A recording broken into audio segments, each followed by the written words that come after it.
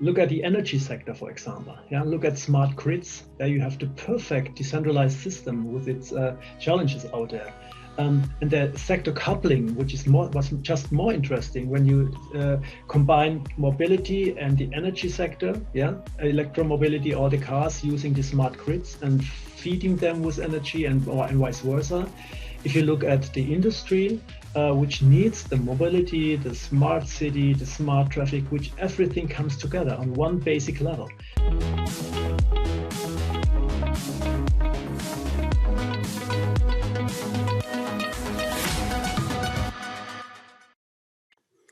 Hello, everyone. Welcome to Frontier Talk, the world's first podcast on decentralized identity. I'm Raj Hegde, and in this little space that we've got going, we explore magic. Joining me on the pod today is a technology magician who has broken new ground in building cognitive software solutions for mobility. He is a seasoned professional with years of leadership experience in IoT development and has delivered several talks on the Internet of Things. Here to share his take on the machine economy and the applications of decentralized IoT networks, Peter Busch, DLT Product Owner at Bosch. Peter, it's great to have you on the podcast. Thank you very much for having me, Raj. Likewise. To talk a little bit about these fascinating topics. Absolutely. Look forward to learning a lot today. So you've established yourself as a leading product strategist in the blockchain vertical. I'm curious to know what originally drove you to specialize in the space. Yeah, right. I think that has to do a little bit with my background. You already talked a little bit about it. I'm a computer scientist, work years and years regarding the upcoming IoT technologies. And on the other side, I have an MBA.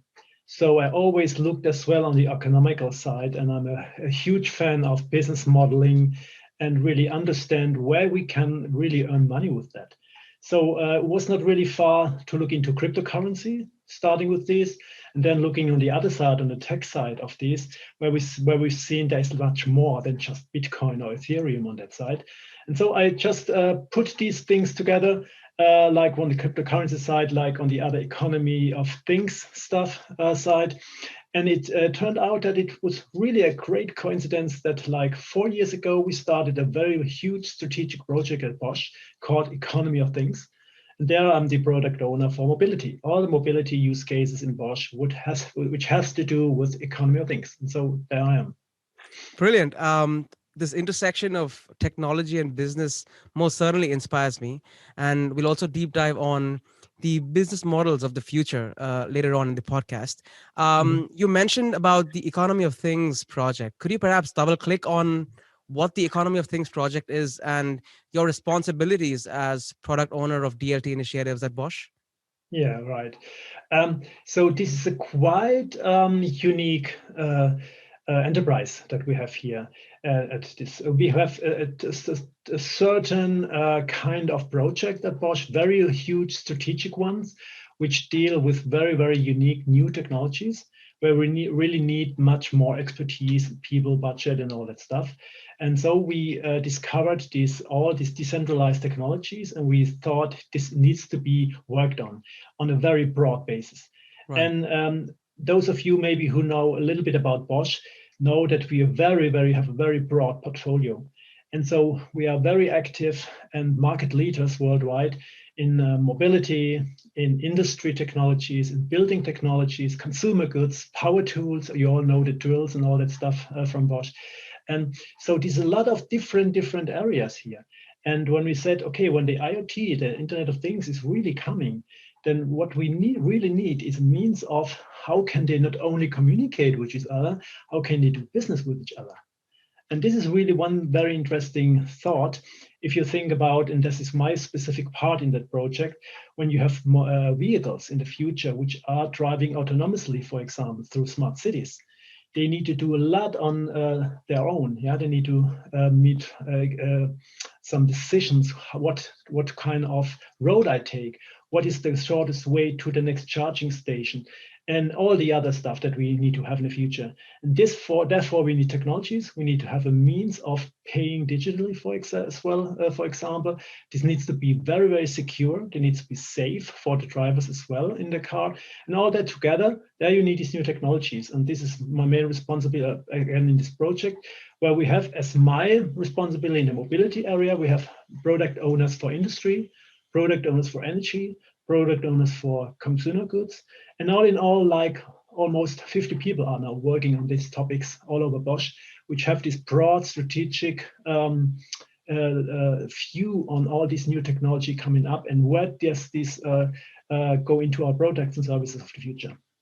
Right. I hope we have a connected, safe, and autonomous future like the background you have today behind you. And for our audience, could you perhaps switch back and define your notion of decentralized identity? How is it different from identity as we know it today? Yeah, and actually, this is our main priority these days, looking at decentralized identities. And when I say decentralized, this of course is the main topic of the whole project, yeah, decentralized systems, where it is very, very important to say that to these days we have a lot of central or centralistic systems, and therefore as well monopolistic systems. So if you look at these platforms, when you look into the social media areas, when you look in all the marketing, all the data which is around there, all on central and privately held platforms. And this is a huge danger for the future because you have lots of lock-in effects. You have lots of centralistic, monopolistic effects here, and you have more and more unfair markets out there.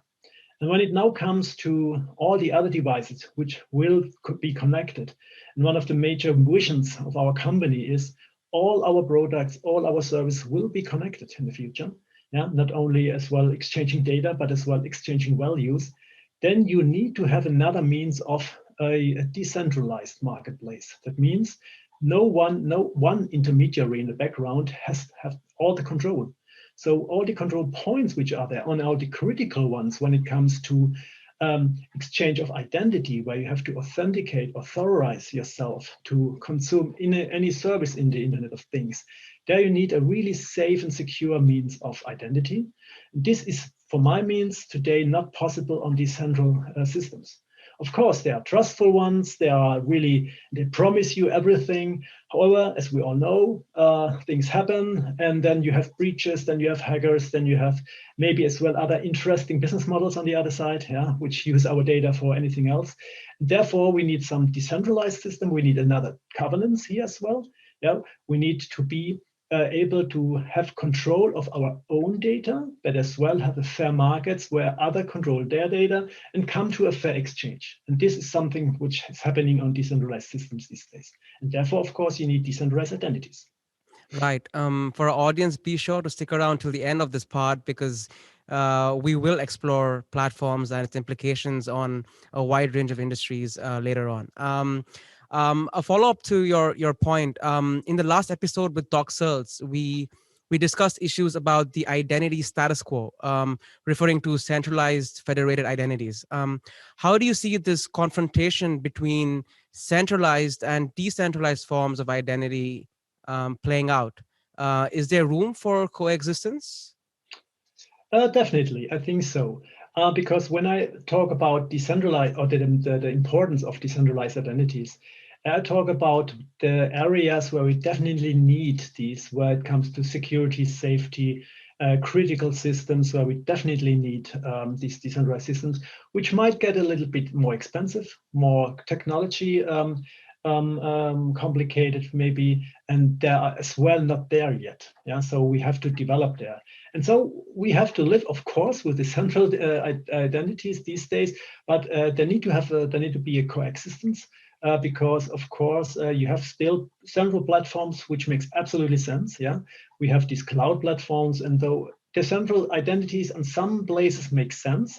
However, as I said before, we need to have a very good, a smart coexistence of both areas here. Right. We are surrounded by a proliferation of machines and devices, and as a result of that, there has been quite a lot of talk about this concept called machine economy, which sheds light on how machines will interact and transact with each other. Your toaster could interact and transact with your fridge, and so on and so forth. So I'm curious to know, what could this machine economy look like? Where it really makes sense to talk about economy of things or economy of machines is when you look in industry, when you have to optimize your machines. Then really you have some kind of communication. What kind of raw materials do I know? What about the quality of the last series of my products? What happened there? And so it happened to be that I was in my former life, I was a Six Sigma black belt. So Right. there we looked a lot on the quality, on the measurements of quality.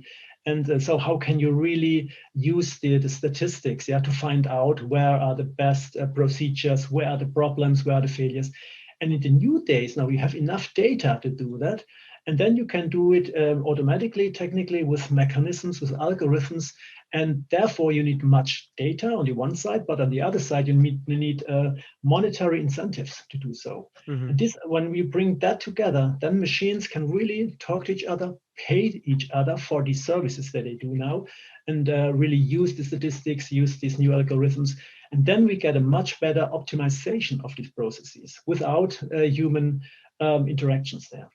Right. And as a result of this data, what are the types of business models that could be made possible by such a machine economy? Um, right. In terms of business model, really, what is really interesting is that we talk about digital currencies here as well, or tokens, for example, utility token, all these other forms of digital currencies, digital money.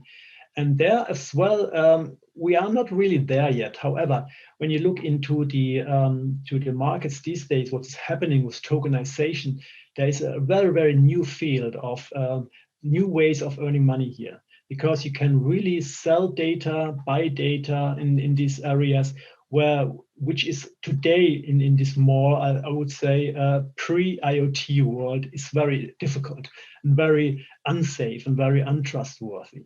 In the future, we will have exactly new ideas, new models, new areas where you can do business within machines, which pay each other, and absolutely new business models here.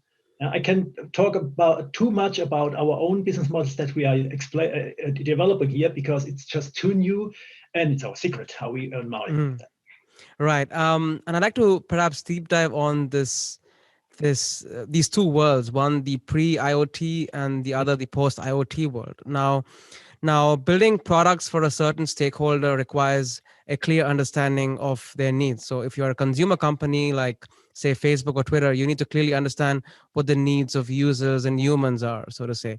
Speaking about humans, we all know of Maslow's hierarchy of needs. And a lot of your products are centered around machines and devices. So I'm curious to know, what are the needs of machines to make such a machine economy a reality? So how do you build applications centered around machines, so to say? Yeah, don't get me wrong here. I do not talk about these absolutely autonomous systems where no human is included anymore. Behind any machine communication, there is a human algorithm. There's a human programming it. Right. So of course we will have influences of human interaction here, where it makes sense. And as well, we have these areas of UX, user experience stuff, where you have all these interaction with humans, where we need one. And of course, we have to take care here, and these a lot of people are in the communities really are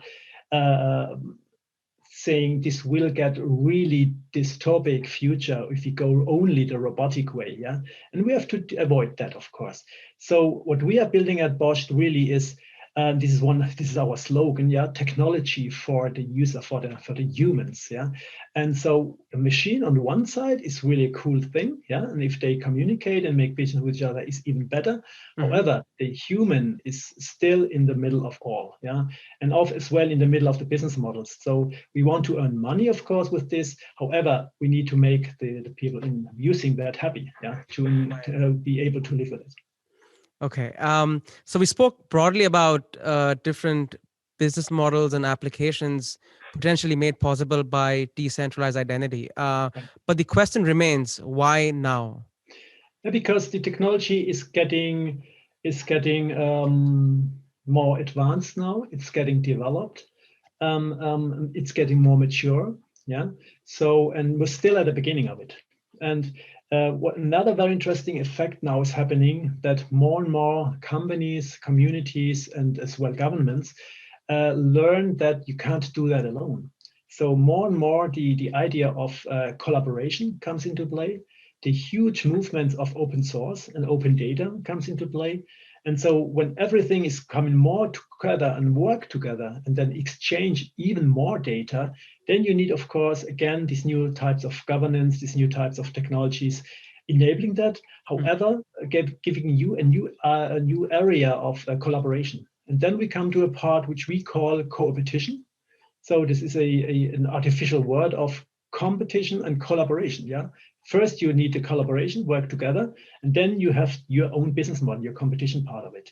So if this works perfectly together, then everyone gets in a perfect ecosystem. Yeah, if everything works fine, and then everyone has its role in this ecosystem, earn its money. Absolutely. I actually wrote my thesis on competition, and Cool. for our audience, if anyone is interested in learning more about the role of competition in platforms, please check out the first episode of the podcast with Dr. Harry Behrens, where we did a deep dive on this concept, so to say. Harry likes competition as well. I know him. Yeah, hopefully we do great things together.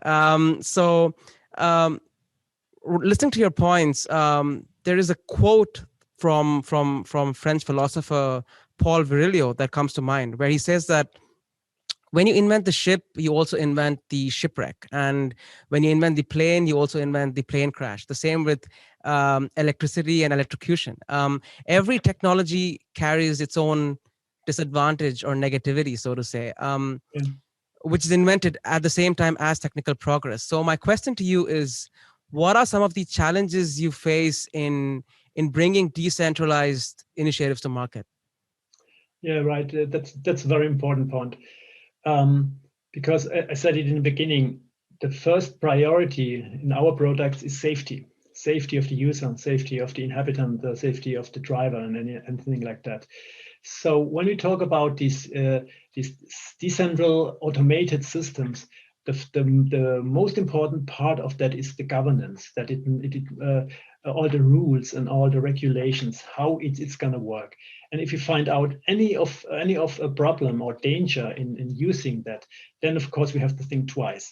And we have a lot of testing, verification, validation steps before we put it on the road. Mm-hmm. And even in decentralized systems, you have a much higher duty to find out, okay, where is now, because you don't have the central governance part, yeah, who does it all, but you may have spread over different parts. And even more, if you have a system, a complex system, then it's more complicated.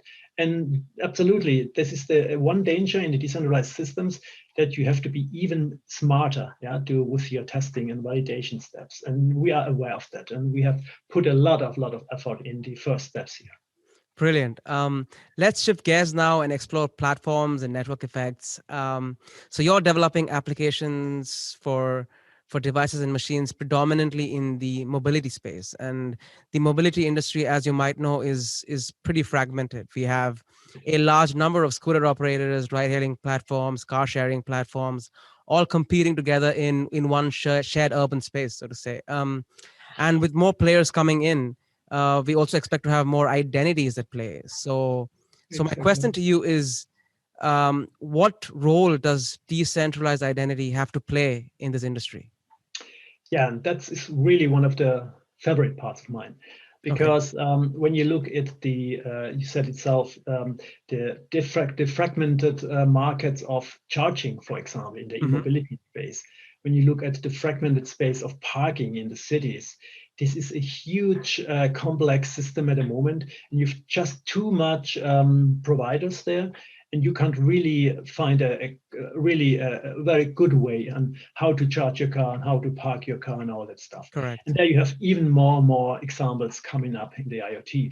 So in decentralized systems, what you get is a new level on the internet, how I see it. Now, when you look at the different levels or levels of the internet, you have another one, which is trust, which is maybe as well the decentralized governance part over there. And there, of course, you then have really the idea of what kind of decentralized governance you have there.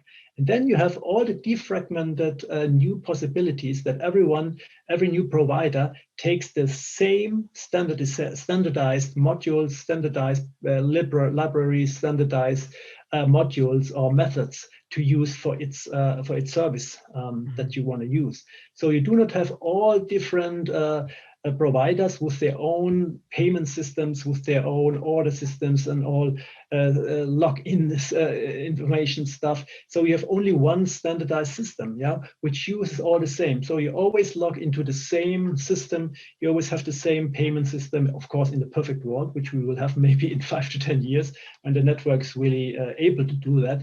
However, all the fragmented stuff that you see at the moment at the market will come together in one huge thing. As you can see, if you go now into internet, you type in your words, what you are looking, it's just in a command line in your browser, and then you find stuff. When you looked at the beginning of the internet, you had several different browsers. You had to find your own browser, you had to find your own search engine, you had to find a thing. So everything was as well fragmented, and you couldn't exactly know, okay, which search engine should I now use to find the best results? Mm-hmm. Today, this is one interesting thing. Of course, okay, this goes into negative effect now because you only find that what other paid for. So this is now the negative effect of that. However, if you look at it as a huge one standardized systems, then the fragmented status will come back to one usable system again. Mm-hmm. A follow-up question to that would be, well, you earlier mentioned that no one wants to be a part of a centralized monopolistic platform. So right. My question to you is along the lines of competition. So is it possible for multiple parties to not just come together, but also operate in a decentralized manner? I think I said it several times now. Governance is here the magic word. Mm-hmm. And there you really need these regulations, these rules, which come with these different regulation styles, which is built in your algorithms. Right. Absolutely. Yeah. So that you really can be sure that everything is handled the way you want it. Yeah. Mm-hmm. So you can work in it, you can operate it, and of course, at these times there are several ones, and we don't exactly know which one is the best, which one is the most efficient one, but we are working on that as well. Right. And to add to that, Bosch is a part of multiple consortia, be it LISI, Gaia X. So are partnerships key to unlocking revenue opportunities in the decentralized space? Definitely. As I said before, you can't do it alone anymore, mm-hmm. and you need these communities, and especially like LISI, like ID Union, which is called now, mm-hmm. Like Gaia X, Catena X, all these communities. Only focusing at the moment at Europe. However, this need to be done worldwide in the future. Okay. However, you need a complete industry working on this standardized level, what I said, what you have in the internets of the future.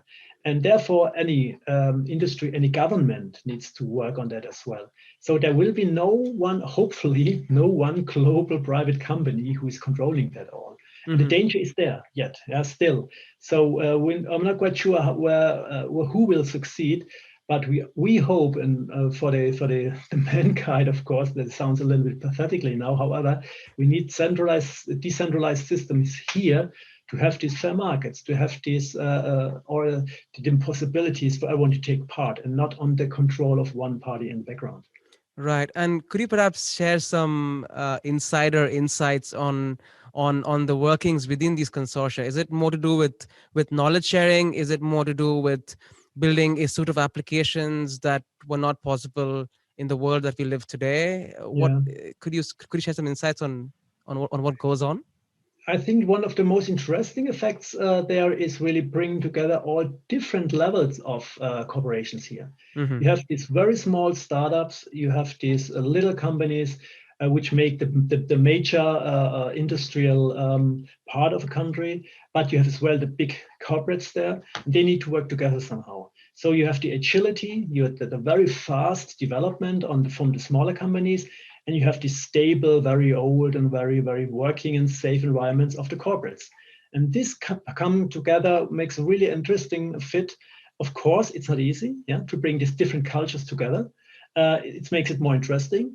And myself, I'm just planning a huge project in GaiaX as a consortium lead. And there I already see we have like 20 partners there, from really small ones to big ones.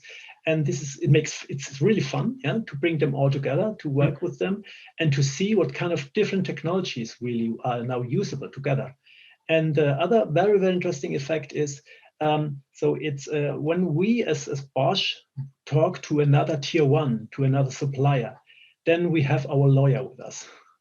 Because it's really hard to talk to them because of competition rules or regulations, all that stuff. But in a consortia, you have all these regulations already behind you, and you can work together. You are really, that is the main focus here, is work together and work on common solutions here. And this is what is then enabling us to come up with these new technologies, new solutions. Right. So a follow-up question to your point is that new industries are fragmented and consolidate as they mature. There are multiple platforms out there in the decentralized identity space, as we just alluded to. Is it a case of too many cooks spoil the broth? And when do you see the ecosystem eventually maturing and hopefully consolidating? Of course, there's this danger, definitely. And so it's really interesting how really to work together and what comes out. However, I think the opportunities are bigger than the risks here, and we have to try it. And so the times are over that anyone could try it themselves in their own silo. And so we really we need to come together. But of course, we had these numbers like it shouldn't be more than 30 partners together. Okay. And maybe as well, we need to have a really balance of the smaller ones and the bigger ones, and industry and science companies and so on. So this is very important, how the setup looks like of such a community, definitely. Okay. And how do you address the very famous chicken and egg problem in network effects? So say you're part of a consortia, do you focus on strengthening the supply side, or do you focus on the demand side? Oh, yeah, that's a very interesting question. Since I think everything is really about to change in decentralized systems. So we have exactly, and this is one very important part in my project now. We have a very interesting university working with us here, talking exactly about these risks and dangers and thinking about new roles in ecosystems. So what is really now the role in a decentralized systems? What does the governance play for kind of role?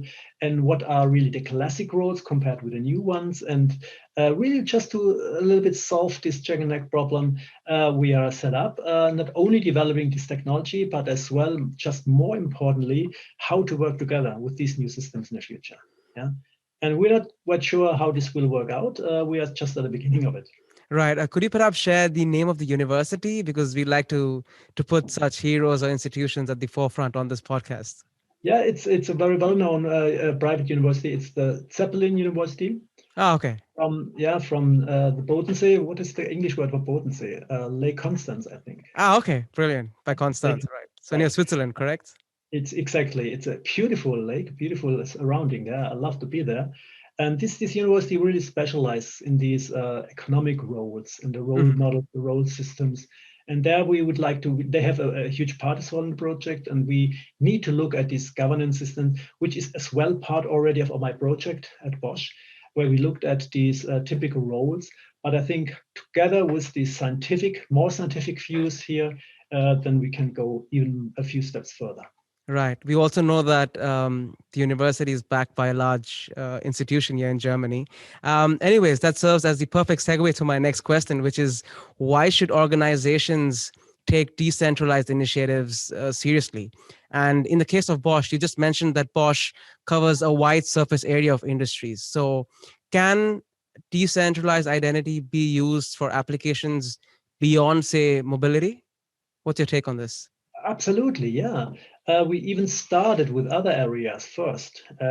Look at the energy sector, for example. Yeah, look at smart grids. There you have the perfect decentralized system with its challenges out there.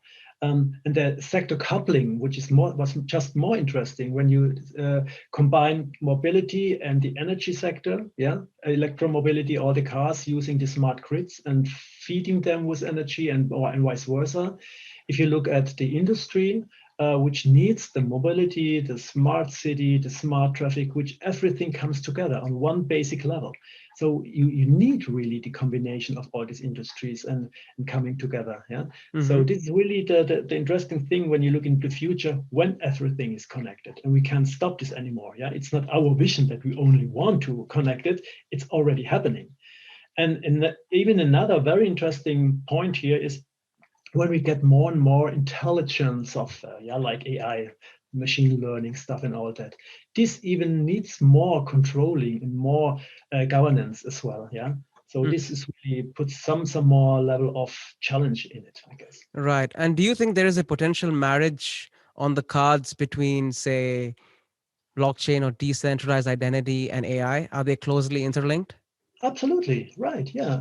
There are already a company out there who are actually doing that. Yeah? Oh, brilliant. And so this is really so interesting because when you look at these decentralized systems, you need, of course, some kind of smart systems using and controlling and managing data which is flowing around, and as well where to use which node in which governance, and talk about tokenization. Yeah, this is very, very complex areas as well. And one very important thing here, when we talk about, oh, this could be a known podcast, talk about collaborative learning, for example. Yeah, there you have really lots of new technologies, interesting things where you learn out of masses of data, use these learned stuff, and use it for your systems to develop them even further, and get new connections and new possibilities to do stuff out there. Right. Could you perhaps double click on this concept of collaborative learning, and perhaps if you could apply it to your own experience at Bosch when it comes to, say, onboarding new employees or building a culture around innovation and getting employees up to speed on decentralized identity? Could you share your experience? Yeah, exactly. When I say collaborative learning, I really mean not the human side of it, but more the machine, the algorithmic side of it. So look at the smart charging areas. So where you need to find the optimal route from point A to B. There you need a lot of new points of knowledge. What is not only the shortest way, but maybe what is the traffic undergoing, what is the specific construction site situation there, what is the price effect there, and so on and so on. And so if you have always this very interesting information and learned out of it, how these develop through the week, how through the month or the year, and then you learn when is what the best route. And this knowledge comes into models, and you use these models with old data, with new data, and always dynamically learning new stuff, and get the best route and the best optimistic route. And so this is, of course, something you would pay for, because when I'm here in a certain time on the weekend, I would really go very fast to that quite nice place, and like 10,000 other people would like to do the same. We know where this ends. And if I get now the best route of all, yeah, and be there before the others do, then I'm really able to pay a little bit more money with it. And these models, these very smart models, get therefore more valuable the more data they learned. So this is collaborative in that sense that they use a lot of different sources, use a lot of different systems who sell maybe the data, and this model themselves now it gets more and more valuable to users, and as well more valuable to earn money with it, of course, in the later sense. So this, because that is just with this one use case here, when you need to go to the next charging station, you can think of a lot of other very interesting use cases using these techniques. Right. So to anyone watching this podcast, as Peter said, the opportunity is ripe. There are a wide range of ways in which you could contribute on this journey towards digitization by either starting up, or if you're part of a consortia or an organization, to basically kickstart an initiative that capitalizes on such opportunities. And my next question would be a follow-up to that, which is, so I'm interested in, say, kickstarting a new initiative in the decentralized space. So if I'm an employee at an organization, what can I do to, say, get buy-in from senior management? So what can I do to make this a reality, so to say? Yeah, this is what I have to learn the hard way as well in my Okay. organization. You Right. need a lot of you need a lot of adult education. Yeah, Okay. so you need to talk about it all the time. You need to try to explain it simple word, and it's quite hard. You experience it during our talk here. It's quite Absolutely. hard to really explain it. Yeah, Hmm. but the new opportunities are so fantastic. So I sensed it several times now. Some of my top managers were really flashed back. They say, "Wow, really? What is that for an interesting new future? Go for it, yeah, do it." Okay. However, it's only this needs like 3, 4, 5 times, yeah. They got it. So all the time, talk about it, learn yourself how to explain it in an easy way, and look into in the challenges, of course, and in the opportunities, and try to find easy words to explain them. Right. So simple as that. Build your storytelling skills and keep persevering. You will be successful. Absolutely right. And so, say you've launched a project within your company. Is there a KPI or a metric that you track to measure success of a certain project? Definitely, yeah. Of course, there are several ones. Of course, you always have to have the business model in mind. Yeah. Mm-hmm. When are you getting what milestone? Of course, yeah. When can you see when the market is developing for that? When the user is really accepting it, and all these different metrics that you have out there, which are already quite known. And I think in the new decentralized systems, you get even more or new metrics here. Yeah, Okay. like how much what is the network effect is developing like in a decentralized system. How much users do you not only have on one platform, but how much users, for example, can now use the new decentralized systems, yeah, maybe alongside the central systems and so on. Because on the central system it's quite easy. You are the owner, the more users you have, the better. Yeah. Decentralized systems, it's a little bit different. There you have to look a little bit about what are really the advantages to use a decentralized system. Yeah, what is the really advantage to not use a central one, to Mm-hmm. make more abilities or more possibilities now with decentralized systems compared to decentral, and so on. And so these are very, very interesting new research topics as well. Okay. Right. And what is the area of innovation that Peter Busch is spending most of his time wrestling with at the moment? Really, I think explaining these topics, yeah, Okay. really convincing people to be open to understand it and to show them these new possibilities, and as well the risks of not doing these, yeah, and going so as we did before, and then look maybe in the more dystopic scenarios that we can go to.